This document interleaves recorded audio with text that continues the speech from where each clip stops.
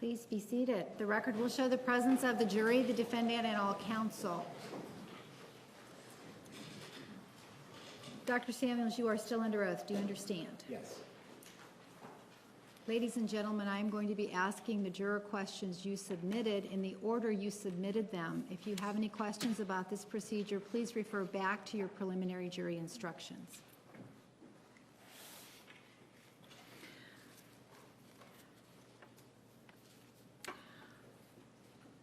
Are you only allowed to testify about a client's conversations with their consent?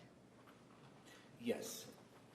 And just to clarify for the jury, a consent form is signed by the client and they are instructed and informed that they do not have the same degree of confidentiality that they would have if they were being treated as a patient, and that anything that is said in the interview could be used in a report which will be handed into the court. In the fight or flight scenario, does the body choose either to fight or flee? That depends largely on the circumstances. The impulse is, there's a tendency for the impulses to flee, but in the event that you can flee, or if there are opportunities to protect yourself in a more direct fashion, then that tendency may evolve, but the tendency is to flee for most circumstances. Can both occur at the same time? Yes, we see that type of behavior. We saw it in this particular case as well, where there was an attempt to flee and at the same time... He's answering the question. Overruled. You may continue. Thank you. Where a person then flees to a point where they can no longer flee, and therefore another set of self-survival behaviors kicks in. And so, yes, they can occur not necessarily simultaneously, but in a successive fashion. Can memories blocked in a fight or flight event return over time, or are they forever lost? If the hippocampus is truly flooded and shut down by the presence of these various chemicals that are rushed into the brain through the amygdala, unlikely those memories can ever be restored because they were never there to begin with. Sometimes memories can be restored if there's something there that you might be able to work on. But here, they were not recorded. It's as if you had a digital recording, let's say, and there was something wrong with the memory. It wouldn't be there. How can we be certain that your assessment of Ms. Arias is not based on the lies that she has admittedly made over the years? The diagnosis of PTSD is a function of a evaluation based upon, in my case, 35 years of experience in working with individuals with PTSD.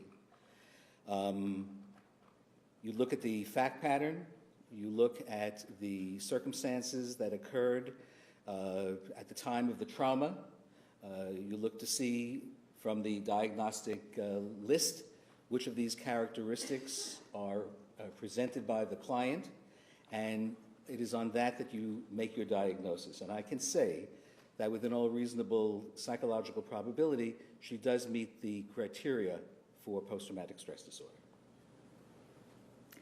Did you use hypnosis on Ms. Arias to attempt to recover her memory? No, I did not. To your knowledge, did anyone else use hypnosis on Ms. Arias to attempt to recover her memory? Not to my knowledge. During the fight or flight reaction, do you believe it is possible that these memories do in fact exist? Well, I'm basing my assumption on what I know about the physiology of memory, and it is less likely that memories are formed during that state of excitement and arousal. So I would have to say there's a high probability that the memories do not exist. They never existed. If someone with that experience could draw from photos, journals, videos, and other methods, could they not extract some old, lost, or forgotten memories? What happens sometimes is that people begin to read about what happened to them, and they hear stories from people who were there at the time of the incident, whatever that is. They may see photographs of what happened. They may begin to incorporate that information and form pseudo-memories that aren't real memories. They may begin to learn about the incident, but not from firsthand memories. But the strange thing about human memory is that we can sometimes be, sometimes are called implanted memories. And if you say things enough to an individual, especially children, you can actually get them to believe something that you've implanted, as opposed to having it been a true memory experience for them. So it's possible, but unlikely, especially for adults. Are there other psychologists or doctors in your field who have differing opinions on the items you testified about, or is there 100% consensus in your field? In psychology, there's never 100% consensus except in the rarest of circumstances. We usually couch our diagnoses and our assumptions and our theories and our hypotheses in terms such as in all reasonable psychological probability. Unlike some areas of medicine where if there was an appendicitis attack, you can actually go in and see that damaged appendix, remove it, and you now know the person does not have an appendix any longer. Psychology is not that precise. So we need to couch things in terms of probabilities as opposed to absolutes. I believe you said acute stress disorder can be diagnosed within 2 months of the stress event, and you also said you diagnosed Ms. Arias with this, yet you didn't have your first discussion with her until 2009, more than 6 months after the event. Please clarify. I will. I was able to diagnose Ms. Arias with post-traumatic stress disorder, which, as I indicated earlier, within all reasonable psychological probability, she was suffering from at the time that I evaluated her. Now, it's important to note that the diagnosis of post-traumatic stress disorder is not a get-out-of-jail-free diagnosis. It's simply a statement that describes her emotional state at the time that the evaluation occurred. But the fact is that post-traumatic stress disorder is frequently connected to someone having undergone an acute stress reaction. You go up to Flagstaff, Arizona, and you see the giant meteor crater. Well, it was not always known that that was a meteor crater.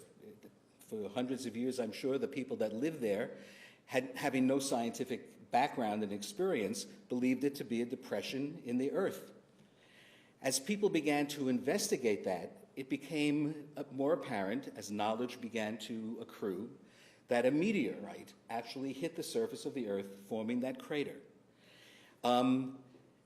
The crash of the meteorite in Arizona, maybe 100, 150,000 years ago, I believe, was the equivalent of the acute stress disorder.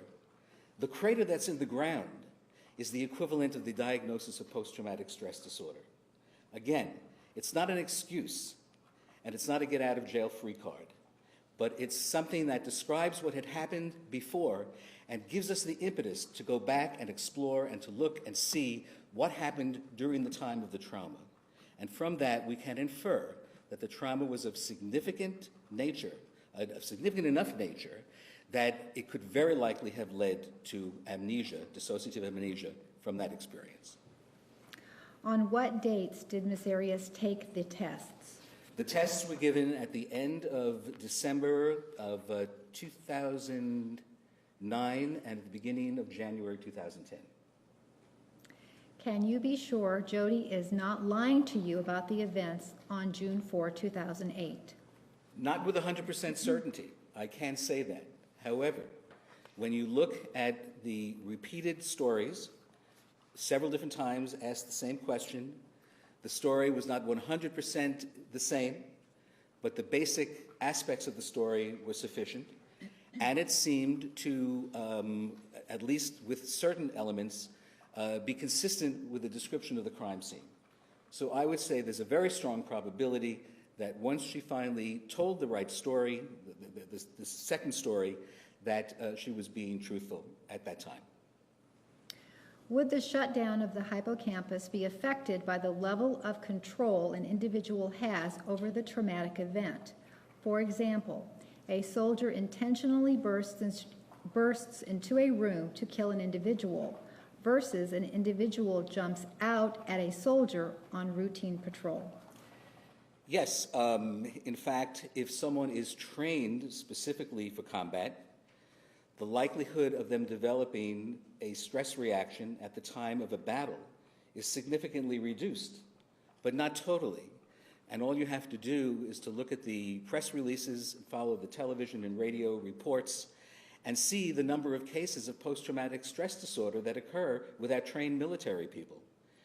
Earlier in the trial, I referred to a Time magazine article that was referring to a trained police veteran who was a trainer, actually, who himself was involved in a shooting incident or where he was threatened with a gun.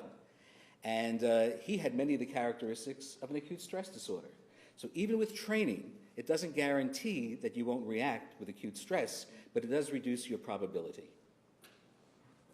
Regarding the events of June 4, 2008, do you feel Jodi had suppressed memories, or are they missing entirely? It depends. Now, I can't measure that because we don't have the tools. We don't have a psychological MRI, for example, to check to see what memories truly exist. But based upon what is known about acute stress disorder and what is known about the neurology of memory formation, I would say it's highly unlikely that she has true memories of what occurred during that period of time when she was in acute distress. If you feel she had suppressed memories, did you try hypnosis? If not, why? In the case of dissociative amnesia, the memories are not there to bring back. Now, as I indicated, I have been asked by police departments at various times to try to use hypnosis. I've used it a few times. It's generally not all that helpful. It's because in cases of dissociative amnesia, the memories aren't there.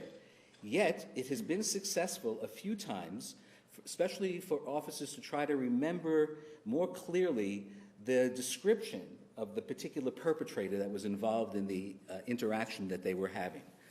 I would say the probability of success is relatively small, and I generally don't use it for those purposes anymore because it was simply not cost effective. As a professional, what steps do you take to assure yourself that someone has truly lost their memory or suppressed their memory, as opposed to simply lying about an event? You have to look at the surrounding information.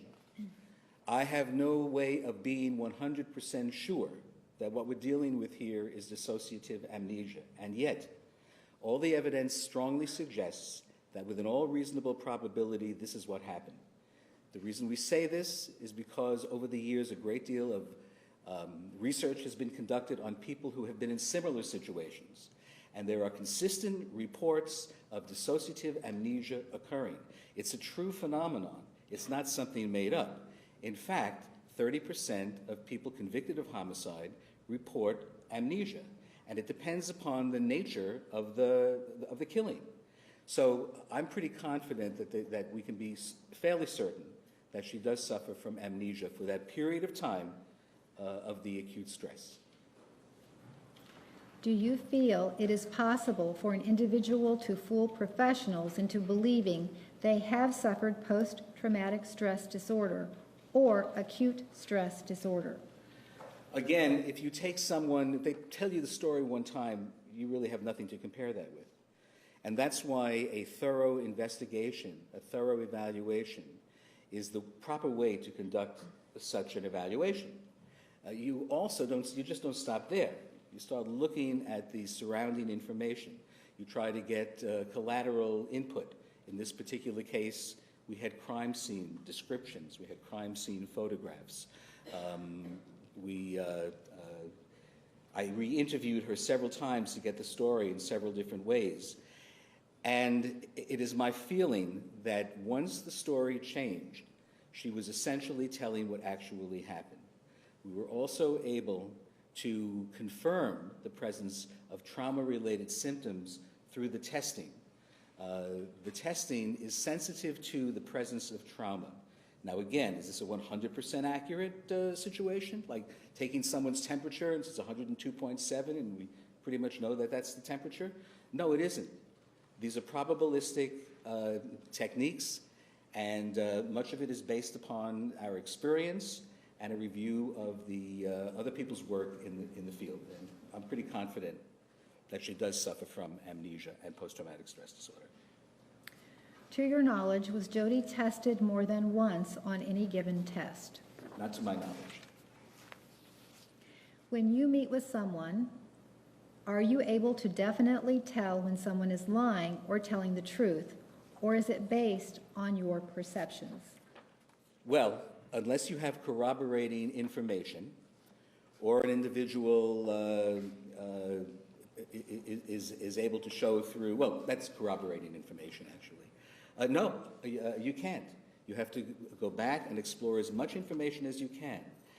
If I had a way of telling whether someone was lying, my job would be a lot easier. You stated she never said a negative thing in her journal, yet she made statements like she wishes suicide was a way out, but there is no escape, and said of Travis that he makes her sick and happy, sad, and miserable. Are those considered positive statements, referring to Exhibit 510? Those are relatively mild statements in terms of the degree of what was written, the 1,500 to 2,000 pages, and not as many pages, obviously, from the period of time that she knew Mr. Alexander. But there was nothing in there like, I want to kill him, or I wish he were dead, or I wish I could, rip his eyes out. Nothing like that at all. Those were probably the strongest negative statements in her writings. And in comparison to all the verbiage that was flowery and positive, it's extremely mild and extremely minimal. So while those could be examples, if you compare it to all the other writings in her journals, there's really very little evidence that she is a violent person. Are there other disorders in the DSM-IV book that would list the same or similar symptoms or experiences? Well, there's a similarity between post-traumatic stress disorder and an acute stress disorder. And the difference being that the acute stress disorder is primarily diagnosed within a month or so of the actual incident. So you need to be able to interview the individual very shortly after the incident. Well, obviously that was not possible. But post-traumatic stress disorder is basically the shadow of the possibility of an acute stress disorder having occurred earlier. And that's the example I gave earlier about the meteor crater. That's what the shadow of a catastrophic event that occurred a long time ago. But through investigation, we can ultimately determine what happened. Is there any science to explain why some people can recall events and others cannot when involved in a stressful moment? We know that there are individual differences. Not everybody in the same situation will experience and react to the stress in the same way. Some people may just have a high tolerance for responding to that type of stress, and others don't. Sometimes it's hard to predict what type of person is more prone to that than others. So while it's hard to say, we know that it happens enough of the time to make it highly probable that she did suffer the experience of an acute, and was diagnosable at the time with acute stress disorder by implication, but not by having been there, because that was impossible. How do you ask your questions when interviewing an individual? Do you ask leading questions such as, do you experience memory loss, or do you have nightmares? There are times when you have to ask a directed question such as that, but most of the time I just allow the individual to speak. If after several meetings they are not getting to that particular target, then I might have to ask a leading question. But part of our training is to ask questions in such a way that they minimally influence the answer. You previously said 3 to 8 out of 100,000 people experience transient global amnesia. Now you say 3 to 8%, which is significantly higher. Which is correct? It's 3 to 8 per 100,000 per year, not percent. cases per year. You said transient global amnesia can be caused by sexual intercourse, immersion in hot or cold water, and a number of other things. Is the list you presented all-inclusive, or could it also be caused by something such as the trauma associated with getting a bad haircut, for example? I would say that's unlikely, because those traumas that cause this are typically physiologically connected situations. Sudden change of body temperature, the sudden convulsions associated with intercourse. The list is extensive and inclusive as far as the 119 articles that were reviewed in order to get that data. But there were probably some other types of situations that could bring about a transient global amnesia. But again, it's only those conclusions are only limited to the 119 articles that were reviewed for that particular study. Is Ms. Arias taking medication to treat this terrible PTSD disorder? She has been taking, at various times, she was on a tranquilizer, was on an antidepressant. Sometimes medication is suggested for PTSD depending upon the nature of the symptoms. For example, some people experience intense anxiety, so one form of medication might be prescribed. Some others might be experiencing depression, and a different type of medication would be prescribed. But I was not involved with her treatment, and that was left to the jail psychiatrist and therapist to provide her with that medication. The reason I know that she was on this medication is that she told me she wasn't involved, and medical records reflected that. Regarding the Time article referenced in your presentation, the second bullet point highlights an officer's decision-making process shutting down as an example. If the decision-making process shuts down, how did Jodi get so much done the day Travis was killed? During the intense, usually relatively short period of time of the acute stress, the higher cognitive levels are no longer processing correctly. The cerebral cortex tends to shut down and gives itself over to the basic survival instincts that are mediated by the old brain, those central parts of the brain that was in the center of the diagram that I showed. So a person can still be making judgments and decisions, but they are not higher level decisions. In other words, one does not sit down and think, well, if I do this, then this will happen, and maybe I should do this instead, or let me start planning something. That doesn't happen during acute stress. It's just survival.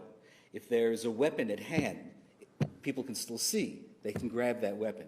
If they're aware that there's a weapon near them, they might be able to grab that weapon. But extravagant planning does not occur during acute stress because of the way that the physiology has changed within the brain. Did you diagnose any conditions that were not covered in your testimony? If so, what are they? I diagnosed her as well with an anxiety disorder on the Axis 1 clinical disorder. There was evidence of post-traumatic stress disorder and anxiety. They're typically seen together. And on an Axis 2 personality diagnosis, I diagnosed her with a personality disorder not otherwise specified. It's definitely a personality disorder, but it had various components in it, and there was not enough information for me to feel definitively comfortable diagnosing her with one personality disorder or another. When you use the word appears in your explanations about patient condition, does that mean you are not 100% sure? As I indicated earlier, psychology is the science of behavior. And we're seldom 100% sure of anything in psychology. So when we say appears, what we're really saying is that the preponderance of evidence suggests this presence, but not with 100% certainty. Because as I said, there are a few things in psychology that can reach that level of confidence. But nonetheless, the science functions because we talk in probabilistic terms. There are other sciences that work in the same way, but psychology is particularly prone due to the lack of our precision, our ability to precisely measure what's going on in the brain. Now, we are getting better at that, Neuroscience has advanced tremendously in the last year, 10 and 15 years. And people are now looking with various kinds of imaging techniques to see what areas of the brain actually function under certain conditions. We are beginning to narrow down. There have been studies where electrodes are implanted in certain parts of the brain to see what areas of the brain are functioning during certain types of stimuli. But we can't use that on a routine basis. It's still at the point of research. Perhaps someday we'll be able to be more precise and be able to say things with even greater certainty than we can now. Are your opinions based on what a patient tells you about what happened to them? Not solely. You must look, doing an evaluation, it's imperative that you review all available information, collateral interviews, review if it's a crime-related situation, crime scene reports, victim reports, in order to form a complete picture. In an extreme shock event where the hippocampus blocks the forming of memories, can the brain still function to make a rational decision during that time? Well, it makes decisions. They're not always rational. For example, in this particular case, a camera was found in the washing machine. I'm going to object. Previous order of the court. Approach, please.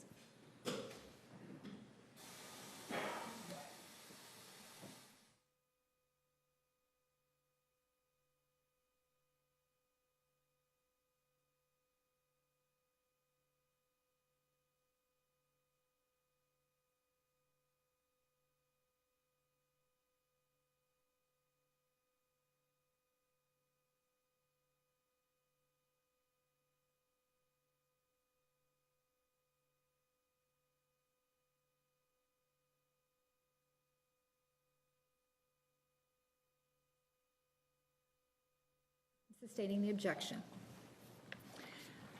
When discussing intrusive thoughts, did you use the term actors? If so, what did you mean by actors? Well, what I was referring to was, and I think this relates to the fact that the story changed. A stressful incident occurred. Initially, it was explained that the stressful incident involved two people coming into the house and threatening her life. That's one set of actors.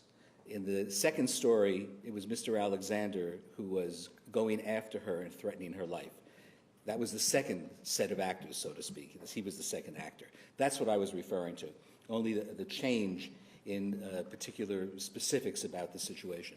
Nonetheless, both would have been traumatic experiences.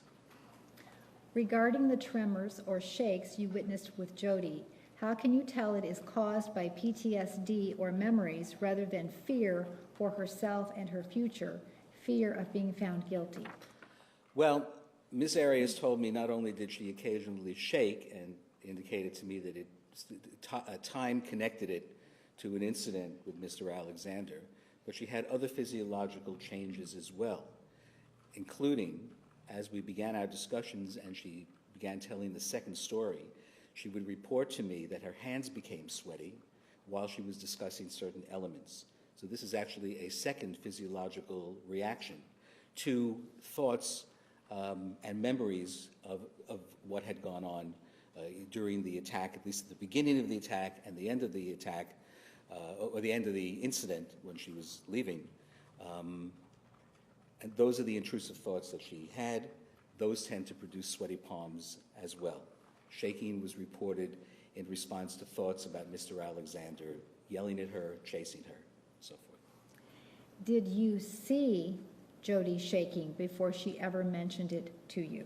I did not notice it initially, and the reason for that is because when I interviewed Ms. Arias, I was behind a partition that was about this high, and her hands were down on the table or in her lap.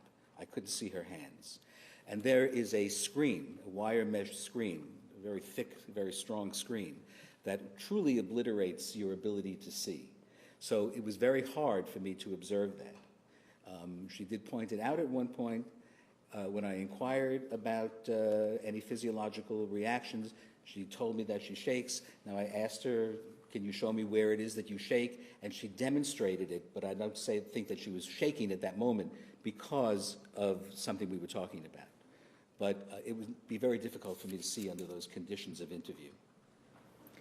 Are the actions a person performs while the hippocampus is overwhelmed by a severe trauma be autopilot, non-reasoned reactions or choices? Yes, that's precisely what I'm indicating here. They're not rational, tends to be disorganized, tend to be frenzied, tend to be poorly planned. Are actions while in this state generally reflective or consistent with one's core personality? They might be modified to some degree, but again, you're on autopilot here in a case of acute stress. And like in the case of the police officer who had a great deal of control, he knew what he can do, he was still overtaken by the acute stress. Now, he was able to pull out of it. He was able to react in less random, less frenzied ways than someone who had never been in a similar experience. So to the degree that maybe individual differences make a difference how we react, that's probably true. But when the core of the brain takes over and you're in that fight and flight reaction, you're really almost functioning on the instinctual level. And there's not much control over that. Can these actions be extreme opposites to that? For example, a mild pacifist person becomes a violent, brutal person. Can the mind choose when the hippocampus is overwhelmed? The brain doesn't choose when the hippocampus is overwhelmed. That's a physiological reaction to signals from the amygdala, which reacts to situations that are creating a danger for that individual. It's completely autonomic. It's what they call, it's the autonomic nervous system. It's automatic.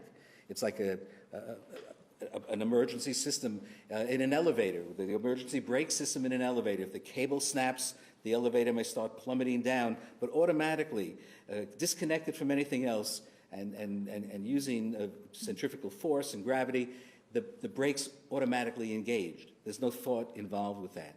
The reason that happens that way is that it has to happen quickly. And in order for a fight or flight reaction to occur, it has to happen very, very quickly. And there's little control that we have over that type of reaction.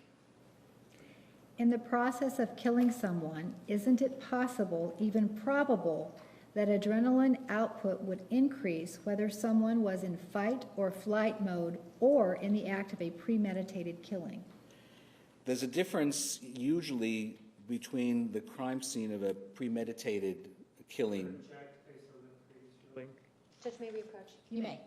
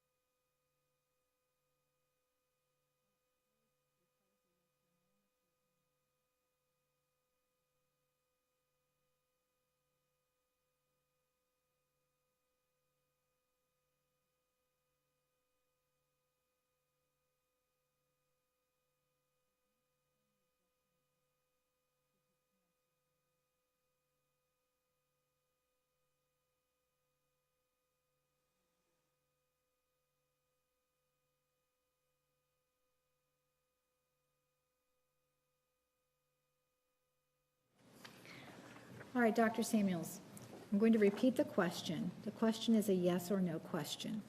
In the process of killing someone, isn't it possible, even probable, that adrenaline output would increase whether someone was in fight or flight mode or in the act of a premeditated killing? There are two questions in there, and they have different answers, Your Honor. All right. Okay? Is it possible? Yes. Is it probable? No. If not, why? Without referring to this case. Okay. People are different. People's level of experience are different. If someone is more prepared for a situation, it's less likely that they would go into an acute stress condition. And there are individual differences that it's very difficult to apply to this particular question. But the key is, sometimes it's not impossible, but the likelihood is not very great. You have compared Jodi's PTSD multiple times to that of police officers and soldiers. Do you think that is a fair comparison, since police officers and soldiers kill as part of their job and duty? Again, PTSD is a label that is used to identify a list of symptoms. The list of symptoms can be varied from person to person, and the presence of a PTSD disorder in no way suggests that someone didn't do whatever it is that they were involved with. It's simply a way of diagnosing them with a psychiatric diagnosis. So the symptoms are similar. The conditions that cause those symptoms may be different, but both can be said to be suffering from PTSD. But I certainly am not characterizing what happened on that fateful day as being equivalent to a soldier or a police officer doing their work. They're very, very different, even though the diagnosis is the same.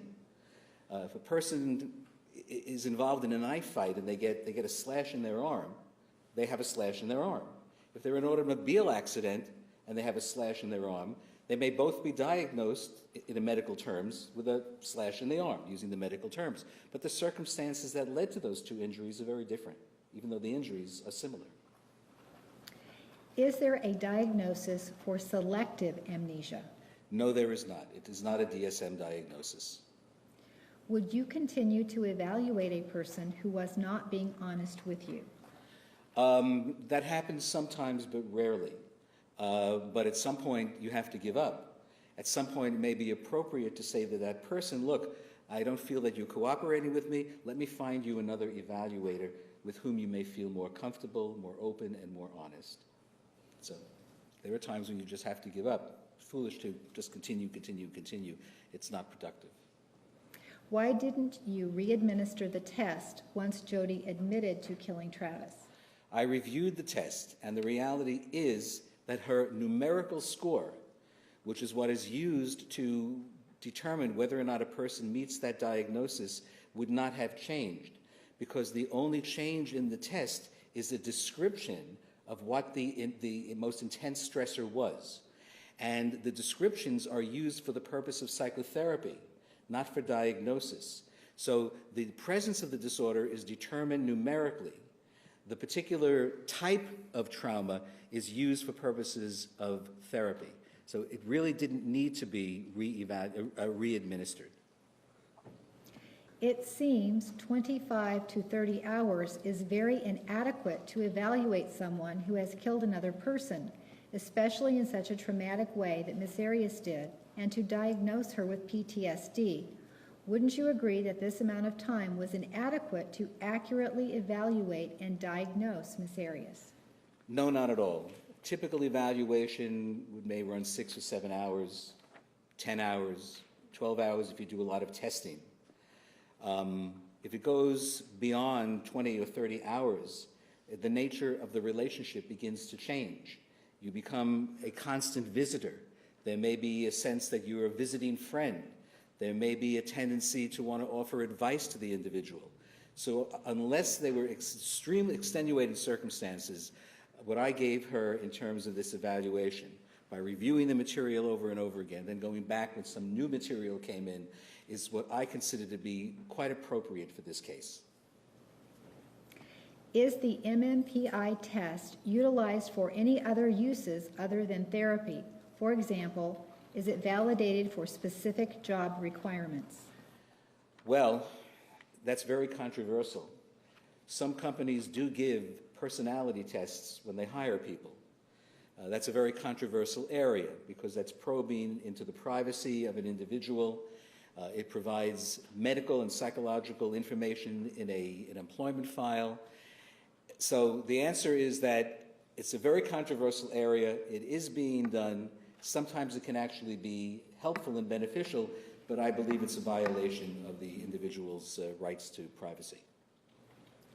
Referring to Jodi's diagnosis for PTSD, when did you catch the errors on your report? When I started to prepare for trial back somewhere in November or December, because this trial has been moving forward. And when I started to review in fine detail, I noticed that I had omitted a couple of letters and numbers. And so I created a separate page with the correct numbers and the various criteria, which I brought to court with me and used as part of my testimony. Do you feel those were big errors? Well, they weren't great errors, but it didn't change the outcome of the report. It would have been a little confusing for someone who was reading, and they would probably have pointed it out to me. But they were a couple of typos, and I admit I made them. You said on redirect that Ms. Arias remembers the beginning of the attack and then the end of the attack. Therefore, she would have a memory of events after the attack ended, such as cleaning up the scene, deleting photos from the camera, putting the gun in the car, and so forth. Correct? No. She would remember details of the beginning of the trauma, but, and I don't know how much details you've heard in terms of her recollection in other testimony because of the rule of exclusion. I'm not aware of what others have testified to. But what she told me was that she snapped back into reality when she was near the Hoover Dam and discovered herself covered with blood. That's the end of the incident that I'm referring to, when the chemicals in the brain dropped down to a level where her hippocampus and her conscious awareness were able to kick back into normal. That's the end of the event, not the fact that the stabbings may have been over. She was still in an acute stress reaction at that time. Can the acute stress occur if someone plans to kill versus defending themselves when in danger? Could you repeat that, Your Honor? Can the acute stress occur if someone plans to kill versus defending themselves when in danger?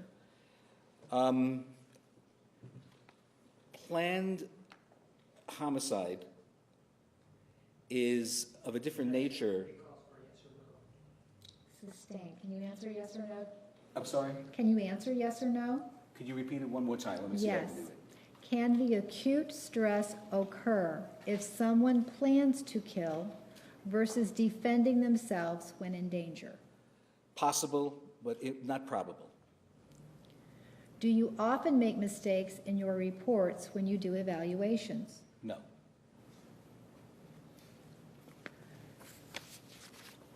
Can you tell us where Jodi said she was when she was coming out of her fog after the killing?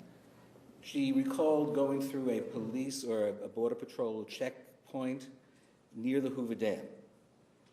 That's when she came to, so to speak, found she was covered with blood, and then she said that she suddenly realized something terrible had happened. You seem to have several issues with omitting or forgetting to include information. Do you think that it is important to have an accurate and complete report for a trial like this? Yes. Why didn't you complete a new PDS after Jodi changed her killing story? If her answers were based on an intruder story, how can you say with certainty that she has PTSD if her answers are fictitious? The items on the test that a person endorses are basically a list of traumatic experiences. They include things that happened in childhood. They include things that happened around the time of the actual major event, the most recent one. And in looking at her test results, it appears to me that there would be no change in the numerical scoring. The difference would be in the identification of the stressor. Now, it was obvious that a terrible event occurred at the Alexander home.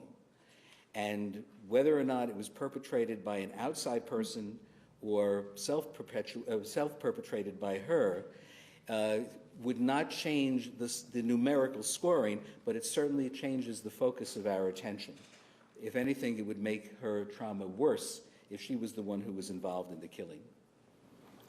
Do you consider yourself an impartial third party in this case? I try to be at all times. Do you always develop such a fond relationship with the individuals you evaluate? I wouldn't characterize our relationship as being fond. I'm an impartial evaluator. Do you still think that it was appropriate to purchase a gift for Jodi while evaluating her, or do you feel you stepped over an ethical boundary? There is no ethical guideline regarding purchasing a self-help book for a client that you've just met for the first time. No further discussion of the book occurred. I just happen to be a compassionate person. I've done this with other clients that I've evaluated if I feel it would help them. But since I can't do therapy and I am a compassionate person and I have been doing therapy and evaluations for 35 years, I feel that that is not at all stepping over the boundary. For the D2 criteria example, you mentioned a phone call between Jodi and her mom. Can you explain what happened on that call and how it fit into that criteria? Yes. We're not talking about one call. Ms. Arias indicated to me that she frequently gets angry at her mother when she speaks to her. And of course I asked, did this happen once? Did it happen twice? She says, no, it happens with some regularity. So I took that as an indication of irritability. Would anyone having an argument over the phone with a parent fit that criteria? She described it as a venting of her anger towards her mother. And in fact, she indicated that that type of venting towards her mother was usually the most intense of any time that she would vent. Her mother became her target for her frustrations. In your professional opinion, do you think that someone who is able to confront their boyfriends and the women that they are cheating with display assertive behavior? She may have been somewhat assertive at that particular moment, but in general, she has been a very unassertive person. And that example of that is going along with things that she felt were not right for her, but she went along with it because she felt it would make Mr. Alexander happy. A truly assertive person will stand up for their rights, mark their boundaries, and in a rational manner get the point across that this is not right for them, and if you respect me, you won't do that anymore. She was completely unable to do that. That's a very strong indication of someone who is not assertive. Do medications cause any of the various amnesias you described? Well, yes, in fact, there's a category for medically induced amnesia in the DSM. The kind of diagnosis for Jodi, that of dissociative amnesia, which is frequently occurring in cases of post-traumatic stress disorder and acute stress disorder, is not the same thing. But in hospital settings, with geriatric patients frequently, amnesias can occur as a result of medication. But what's interesting is that once the medication is changed, or they come out of the effects of anesthesia, for example, memory is usually restored. Since you did not meet with Jodi until December 2009, isn't it fair to say you are not 100% sure that Jodi suffered from acute stress? That's correct. We'll have to look at her report. We have to look at the crime scene to infer that that actually occurred. Under cross-examination, you admitted that Jodi having anal sex was relevant to your diagnosis, and then under redirect, you stated it was not relevant. How do you account for this inconsistency in your testimony? The things we were talking about that are irrelevant was the fact that she had tried anal intercourse with 2 prior boyfriends on a couple of occasions. The part of this anal intercourse that was critical in this case was the frequency with which it occurred in her relationship, and the connection of that to other concerns that were expressed to me about Mr. Alexander's sexual proclivities. When a patient or client changes the story, misrepresents, or does not necessarily tell the truth to you, does it raise a red flag? Well, it always raises a red flag, but in my opinion, and consistent with the diagnosis, it is possible that the first story was a form of depersonalization. In other words, a psychological reaction in an attempt not to have to deal with the horrors of what actually transpired on that day. In a sense, she created an alternative reality. Now, you could look at that as a lie, or you could look at that as a psychological defense mechanism and an ultimate example of denial, the creation of an artificial reality. At some point, I actually was considering the diagnosis of a dissociative identity disorder, which used to be called multiple personality, where a person had multiple personalities at different times, personalities that existed separately but not at the same time. I disregarded that initial hypothesis when I learned more about the case, but certainly that was one of my considerations. Her creation of the story, in my opinion, fits the psychological condition known as denial and known as depersonalization, and it satisfied the need to put an emotional distance between the horrors of that day and her previous belief system of being a peace-loving individual. Sending a self-help book does not seem that it would ensure the success of an evaluation, but would help to ensure the success of therapy. Would you concur? I recommend that book, by the way, it is an extremely well-known book. It can help people who are in therapy, and it can help people who have very low self-esteem and make them more comfortable dealing with the realities of their life. That was my main purpose, was to see if I could get her to read that book, perhaps, now I don't know, because I think she told me she read it or was reading it at one time, but I never inquired about it. The idea would be, if she could feel more confident about herself, maybe she could let go of this rationalization, of this denial, of this defense mechanism. Whether that was influential at all, I don't know. But ultimately what happened was that she finally admitted the second story. You said on Redirect that if someone is making up a story, their story tends to be consistent. Is that correct? Frequently, a made-up story will be consistent from recitation to recitation, and presented with pretty much flat affect, because it is rehearsed, and basically they're pulling out that information not from their experience, but from the memorization of this idea, this script that they've developed in their mind. It's hard to deviate from the script if you're memorizing the script. So my feeling was that in the presentation, the television interview, and the early interviews I had, there was a certain degree of consistency, but yet almost a mechanical consistency, and presented with flat affect, which made me suspicious that the story wasn't actually true. Now, of course, I also was aware of the forensic evidence, which would have made this story impossible. If so, then if Ms. Arias is making up a story currently, wouldn't it make sense that her story is consistent? Could you repeat that? I'm not sure that the question is clear. It's a follow-up to the question you just okay. answered. You said on Redirect that if someone is making up a story, their story tends to be consistent. Is that correct? The second part is, if so, then if Ms. Arias is making up a story currently, wouldn't it make sense that her story is consistent? Yes, if the second story is made up, there would be various consistencies within that story. When it was repeated to me a number of times, more details began to be added to the story. I developed a fuller picture of what actually had transpired. So that to me seemed like a more genuine recitation of what actually had transpired. You stated that you reviewed interviews with Jodi's family and friends as part of her evaluation. Who conducted those interviews? Those interviews were given to me in summary form by the defense team, and I don't recall who did it. In fact, I think it was an earlier defense team that had accumulated those interviews.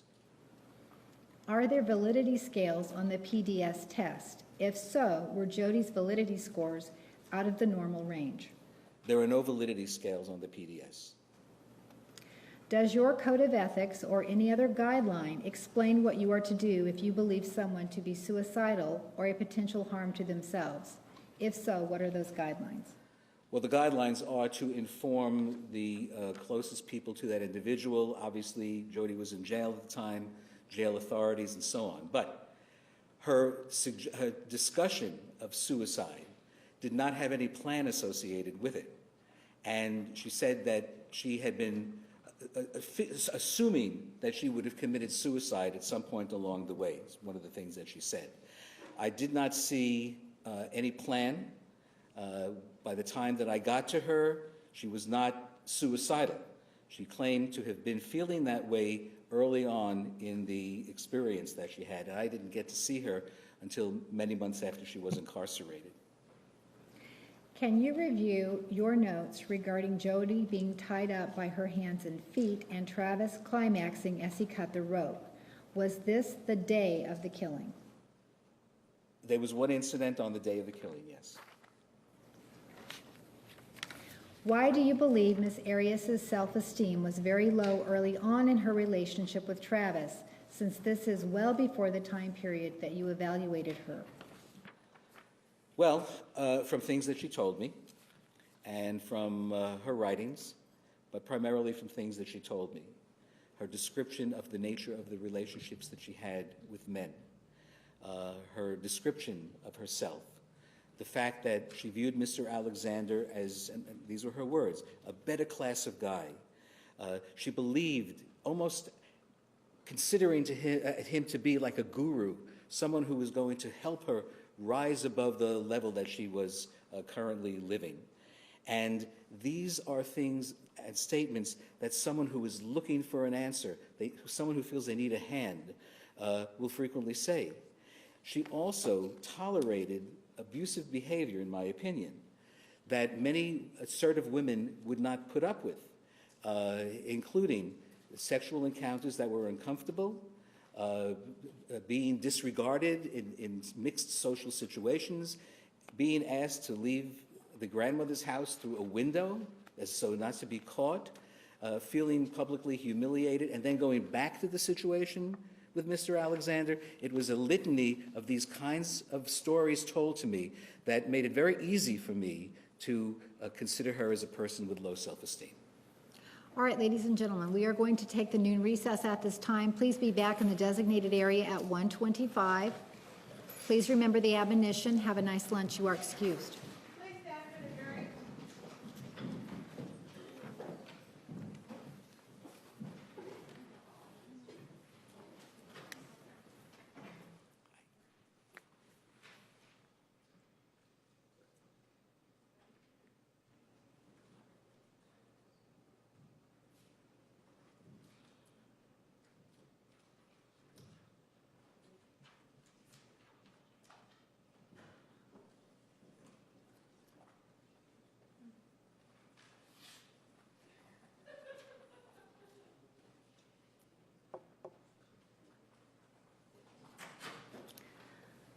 Please be seated.